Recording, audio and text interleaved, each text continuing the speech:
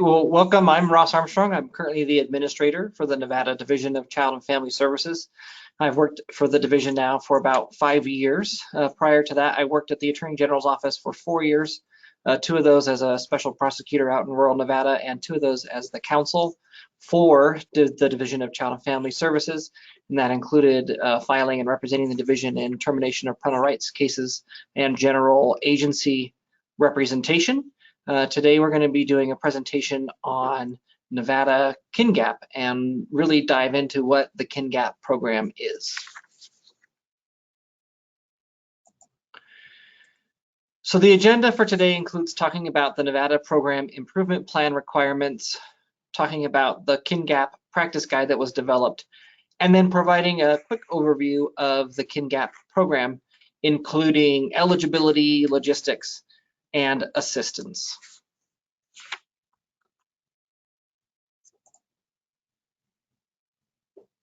So KinGAP is a guardianship assistance program that is administered by the Child Welfare Agency, and it provides financial assistance to a qualified licensed guardian and is designed to promote and achieve permanency within a bonded and committed relative or fictive kin in cases where reunification and adoption are not possible.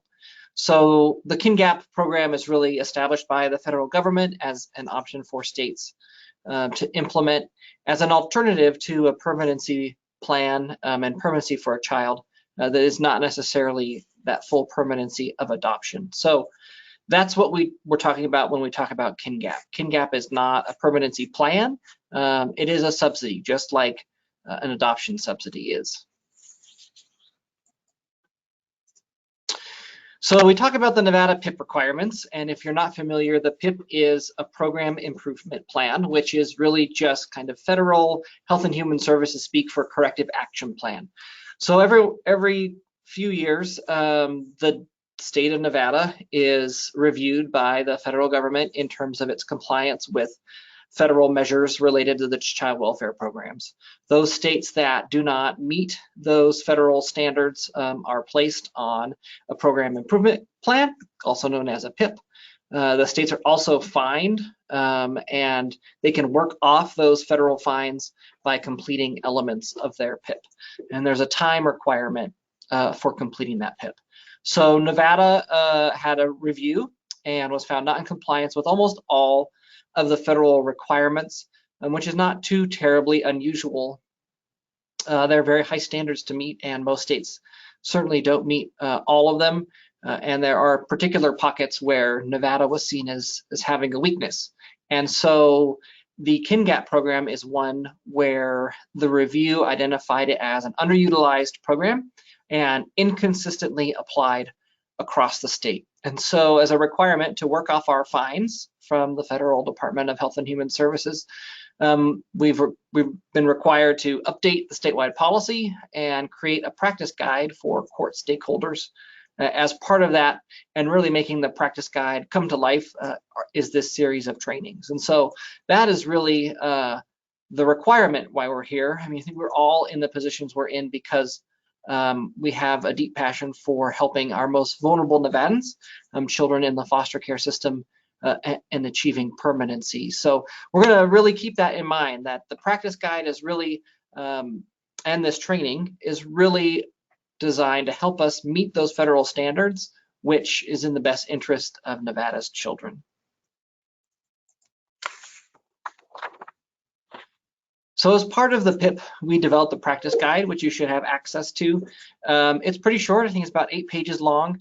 It includes 4 main sections: the introduction, a section on eligibility, which can be kind of complicated, the logistics of how the KinGAP program is executed, and then just kind of a review of the types of assistance that are provided. It also cites the relevant federal and state law and policies. I think sometimes we get caught up in these requirements or things we think, and they're really legend, but we wanted to actually include the actual federal and state citations for folks so that they could look those up and really get a deeper understanding if they need to. We know that it's really actually complicated, and this isn't going to be something that comes up in every single one of your cases, and so the practice guide is really there for when these cases pop up. So I would say keep that practice guide handy and take some notes during this training, either on that practice guide or on a sheet you might add to it, so that when these issues pop up in your courtroom, you know how to handle them. So let's talk about what KinGAP actually is. And just think for a moment, like, do you really know what KinGAP is? And do you really know how it works? It can be a little bit trickier than you think. So there are two elements that are really important to understand. One is that there's a KinGAP agreement, and the other is that there's a proposed guardian. So a KinGAP agreement is a written agreement between the Child Welfare Agency and the proposed guardian, or the successor guardian, that includes the nature and amount of any payments, services, and medical assistance to the guardian on behalf of the child. The proposed guardian includes a relative or fictive kin who is willing to provide a suitable home for the child, ensure the child's safety, meet the child's needs, and provide a positive and nurturing relationship to the child on a permanent basis. As always, there are some additional requirements for Indian children and the Indian Child Welfare Act.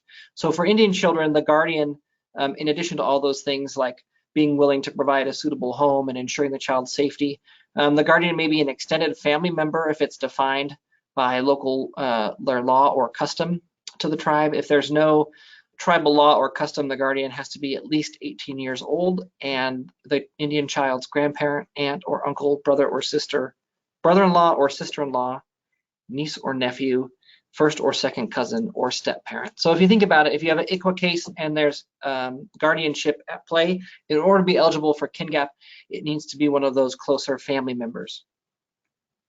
One of the lessons we've learned in Nevada since the KinGAP program started is that our initial thought was like, we really need to make this a last resort. And so, there was some hesitation, and in practice, we were trying like really hard, like you have to really prove that you can't do a TPR, or you have to prove that this guardianship is the only way to approve permanency. And throughout this PIP process, we really got some good guidance from our federal partners that no, it doesn't have to be necessarily an absolute last resort. There are certain requirements that are in place, and those have to be met. But you can more more warmly embrace this program as potential permanency. So I think that's something to really keep in mind through the PIP process. That was a key lesson that we learned, that it didn't have to be such a last-ditch effort, that it could be something as a potential assistance to a permanency plan. KinGAP itself is not a permanency plan, that would be guardianship, but it is a subsidy that can sometimes make that permanency plan a reality. So that's what KinGAP is. KinGAP is an agreement. It's the written agreement between the Child Welfare Agency and the parents. So we have the three different child welfare agencies in Nevada: Clark County Department of Family Services, Washoe County Human Services Agency, and then in the rurals, the Division of Child and Family Services. Again, it's a subsidy, really, a partially federally funded subsidy for those guardians. Now we'll talk about eligibility, and this is a key part because just like for 4E, not all youth are eligible for federal funding for this KinGAP benefit. And so the same requirements have to be met for KinGAP as they would necessarily through a regular case. There has to be a removal from the home, and that removal has to be either through that, that voluntary agreement or through a child welfare agency, and still having those court findings that are related to, continued placement in the home is contrary to the child's welfare, and then reasonable efforts to prevent the removal. Those initial determinations can trigger a young person, a child's eligibility for 4E reimbursements. That eligibility determination at the beginning of the case carries through to KinGAP. So when we do adoptions, there's another eligibility marker, and so sometimes you may not be eligible for 4E during the foster care case, but in the adoption case you are. In KinGAP, it remains that initial eligibility determination follows that child. And so be really cognizant of those initial findings and orders, right? It's not necessarily a part of the KinGAP program, but it's a key part in making the child eligible for 4E funding for that guardianship. going forward. In addition, the Child Welfare Agency must rule out reunification and adoption and find that guardianship is in the best interest of the child. The key part there is it's the Child Welfare Agency that makes that determination. So that does not need to be a finding of the court. The court can make a finding, I guess, if they want about that particular thing. It's persuasive, but it's not binding on the Child Welfare Agency. Just like the Child Welfare Agency is tasked with determining eligibility for a whole host of different programs, KinGAP is no different. So again, they have to rule out reunification and adoption as appropriate permanency. Again, we initially took this as like you have to actually prove that those things can't happen, whereas it doesn't necessarily need to be as high a threshold as we've had in the past. There are some additional requirements in there, including that the guardian has to be licensed, and for children older than 14, they have to be consulted with the guardianship. We'll talk a little bit more about what qualifies as a guardian on the next slide. The thing to note is that children will receive the federal or state funding, and then there's some eligibility for siblings. So if a sibling qualifies for KinGAP, the other sibling can qualify as well. We, of course, always want to do everything we can to make sure that siblings are placed together unless it's contrary to their welfare. And as I said, the proposed guardian has to meet special requirements.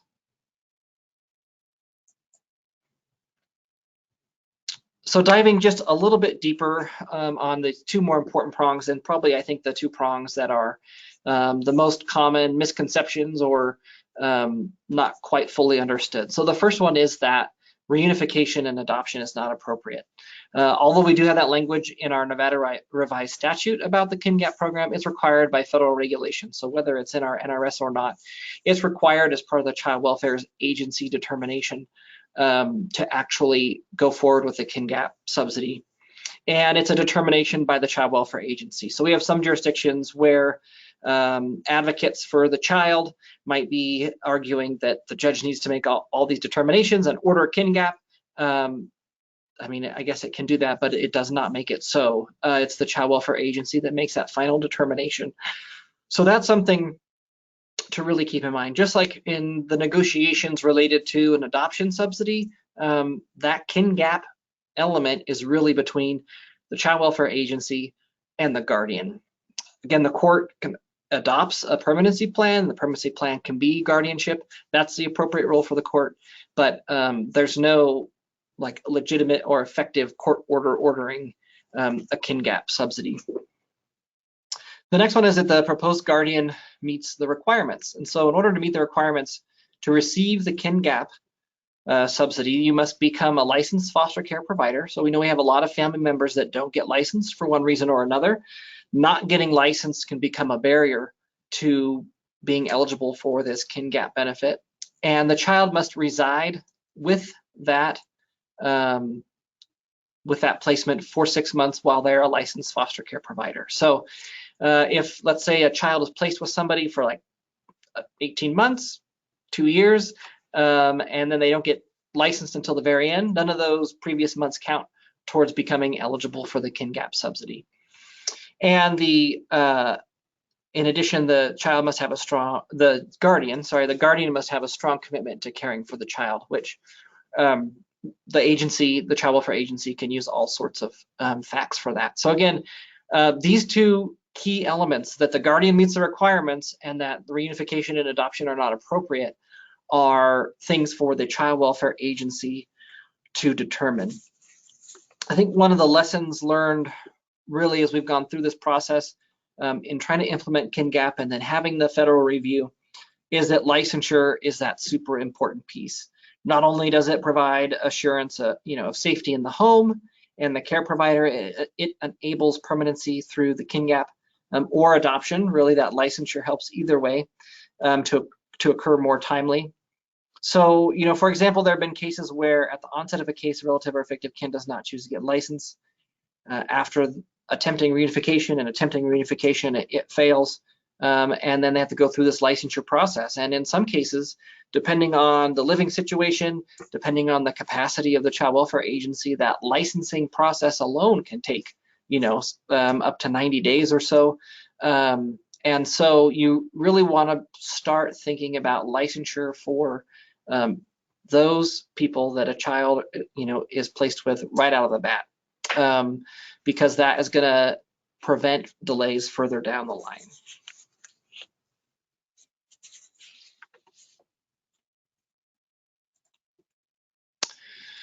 So let's talk about the actual logistics of how does KinGAP work. So we know it's the child welfare agency that makes the determination that a child is eligible for the KinGAP and their current placement is eligible for the KinGAP subsidy. So the key at that point is to go through the process, and this is all, again, the child welfare agency, although the child welfare agency should be able to discuss how this process is going in court.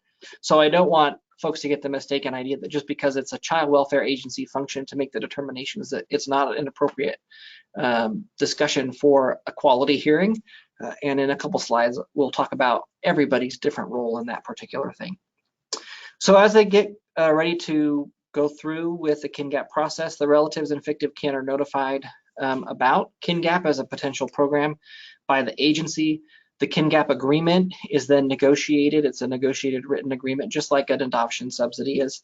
And it will state the amount of assistance provided. It will note that the amount can't exceed the amount that a foster parent would receive. It talks about how that assistance will be provided.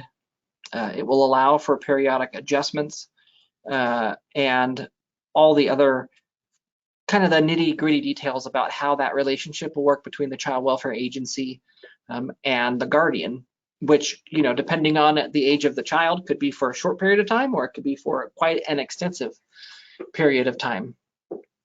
And so, again, the child welfare agency continues to really work with the guardian, make sure they know about that licensing requirement right out of the gate, and then really work with the guardian to appoint a successor guardian, just like we would with an adoptive family, right? We want there to be some permanency, and even in adoption and these guardianship cases, you want that person who is taking permanent responsibility of the child to be thinking about, okay, what if something happens to you?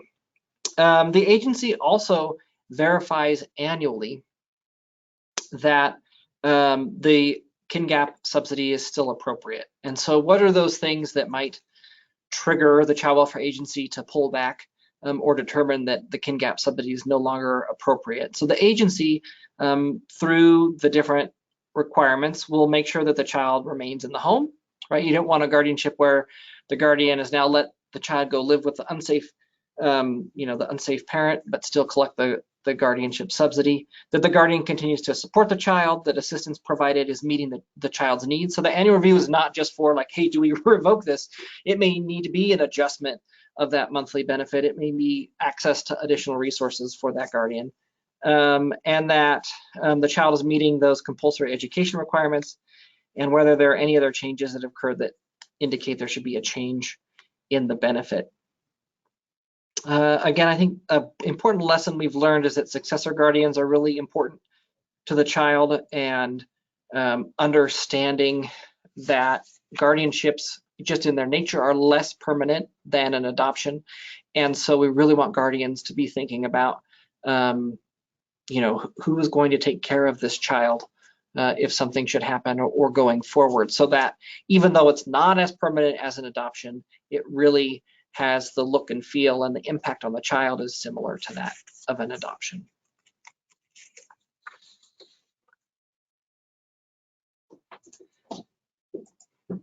Let's talk about what the actual assistance is, because there are some myths and misunderstandings with the KinGAP assistance, as well as adoption subsidies. So again, the child welfare agency makes a determination of whether or not the child is eligible.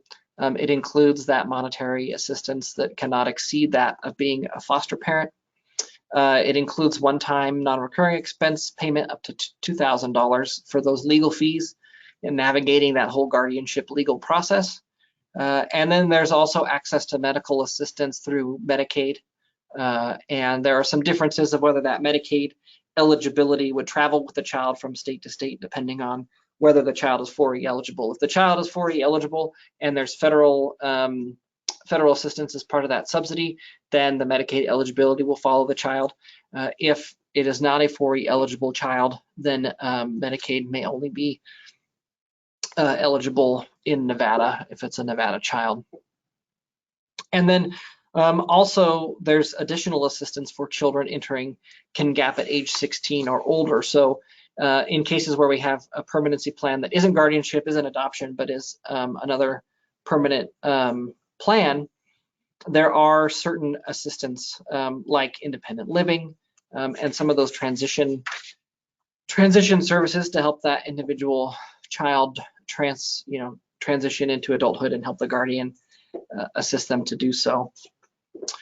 The key lessons learned really about this assistance piece is that the determination is from the agency, and that ideally a proposed guardian would be determined by the agency to be eligible prior to the agency presenting to the court that guardianship is the appropriate permanency plan. So ideally, when you're in court and the agency wants to make the permanency plan shift from reunification to say guardianship, at that time, hopefully everything is lined up for the KinGAP subsidy, so that makes the decision of whether that guardianship is in the best interest of the child a little easier to make for the court.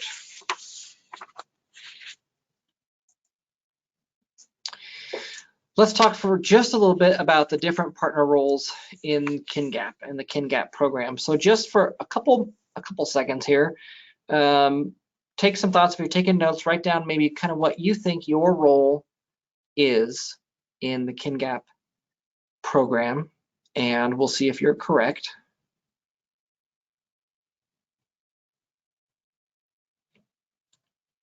And again, these are just some of my initial thoughts. There may be additional thoughts depending on kind of the culture of your courtroom or your jurisdiction, the nature of how your quality hearings occur.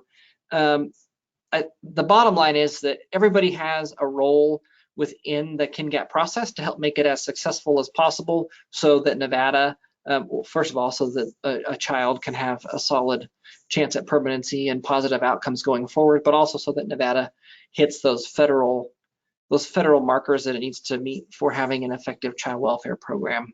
And so I'm just going to kind of go through what my perspective is in terms of what the different roles could be. You might come up with different ones, and that's totally fine. There's no like manual of, okay, this is this person's role and this person's role, and you know, don't go outside of that. I think everybody who's coming into a courtroom in one of these cases, we all have the same goal of, you know, protecting the health and safety of the child and permanency and long-lasting good outcomes. So in my mind, the agency attorney, and this looks a little bit differently in some of our jurisdictions, but the agency attorney can ensure the agency is keeping the parties up to date on any efforts related to KinGAP, including the guardian licensure and the 4E eligibility. The agency attorney can help provide legal advice to that child welfare agency in terms of whether or not a particular situation truly does meet the requirements established in federal law and regulation, in terms of whether a child is eligible for the KinGAP subsidy. The district attorney, if it's different than the agency attorney in a particular jurisdiction in a court, can help in making sure that the key facts are on the record and findings are made in court to ensure the 4E eligibility determination can be made. And they can help, in addition to the court reports filed by the agency, recommend guardianship as a permanency plan or a concurrent plan when it's appropriate. And again, guardianship can be appropriate in a number of cases. The KinGAP subsidy is appropriate when reunification and adoption have been ruled out. And I think a lot of times you see that some factors that can go into that are the age of the child and the relationship of the guardian. So sometimes a guardian has a really close relationship with the parent, and so they don't want that termination of parental rights to occur. So those are factors that may go into that. The judge's role, again, is not to make a determination. They're not able to make a determination of whether someone is eligible for KinGAP or not. But they can start in those hearings to inquire as to the KinGAP efforts of eligibility of any proposed guardian, to be asking in those regular hearings, if a guardian is licensed yet, if they're working on licensure. If they're not, why are they not working on licensure? They can recommend attendance or participation in the court by potential guardians. Really, the efforts we've been making as a state to have quality hearings to, in a way, kind of reduce a bunch of the randomness and I guess clutter and messiness that can come into the courtroom, and really focus on some key questions and facts and getting those answers and having a robust discussion. The judge can help guide that. So if the judge is seeing that a permanency plan is suggested as guardianship, or if they know that the child is placed with a relative or fictive kin that might be eligible for KinGAP down the road, certainly asking those questions about the process of licensure and the eligibility of the guardian are important and good rules for the judge to take. When it comes to the attorney for the child, as always, the child's attorney expresses the child's wishes in terms of, adoption and guardianship and permanency, can help explain what all these different technical terms mean to the child. And again, if the child is at that certain age where they need to be consulted and consent to the guardianship, then helping the child process that information and making a determination of what the child wants, and helping the child understand what might be in his or her best interest. And then the parent's attorney, and this is always kind of a delicate one, because KinGAP is certainly not reunification. And so what do you do as a parent's attorney to help? Guardianship is certainly not reunification, and KinGAP as a subsidy to that. So I think it's important for parents' attorneys to ensure that those parents are aware that guardianship is a potential permanency option. Sometimes those parents can assist in identifying quality potential guardians, whether they be relatives or fictive kin. And then really engaging with those parents early on, I think, in some of those conversations about, look, you can reunify with your child, but if that doesn't happen, is there, a particular route you think should happen? So I think, and really just remaining honest with the parents, keeping them in touch, understanding, and helping them understand the technical terms that might get thrown around in court pretty rapidly or quickly, depending on, if you're a court where that's all you do is these types of cases, you might have all sorts of terms everyone in the courtroom is familiar with and they hear all day except for the parent or the child. So I think that's an important one to keep in mind. Again, although there's not a role in the court in determining the eligibility or the amount or anything related to KinGAP, that discussion about those qualifying guardianship pieces are critical and important to have early and often through the life of the case. So some key takeaways, I really think, if you understand these 3 important things about the KinGAP program, combined with your practice guide, and then the regular just accessibility we have set up in terms of asking questions. So here's some 3 key takeaways.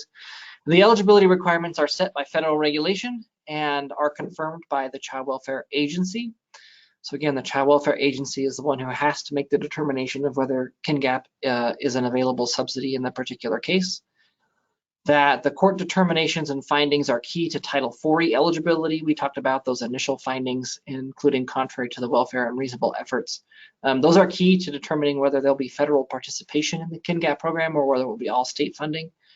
But otherwise, any sort of court findings that talk about eligibility for KinGAP or making a guardian eligible, they can be persuasive to a child welfare agency, but they're not binding on a child welfare agency. And then I think it's important that each entity, each partner really plays an important role in improving Nevada's KinGAP system. Again, going back to the very start of the presentation, in our review from the Federal Department of Health and Human Services, we were found lacking in this area. It was one of many areas that we were lacking. It's why we developed a practice guide and this training so that we can improve this part of our child welfare system on behalf of those children in the system. So I think those are really the 3 key takeaways. There's a lot more detail and guidance in the practice guide that you have access to. Again, if you don't have access to it, reach out It's complicated, so it's okay to feel overwhelmed. You haven't been taking notes like crazy, but that's okay. And I always like to really refer back to those, the original sources of the federal and state laws related to guardianship, 4E, and this KinGAP program. And finally, I want to thank the Capacity Building Center for States that has helped us put these trainings together and brought us together for this training. And there's their contact information if you have any questions that you might have from them that might want to ask them instead of your local child welfare agency. So thank you. I know that was a lot of information all at once, but hopefully that provides some clarity about the KinGAP program and how we can be improving our practice in the court and out of the court for the benefit of Nevada's children. Thank you.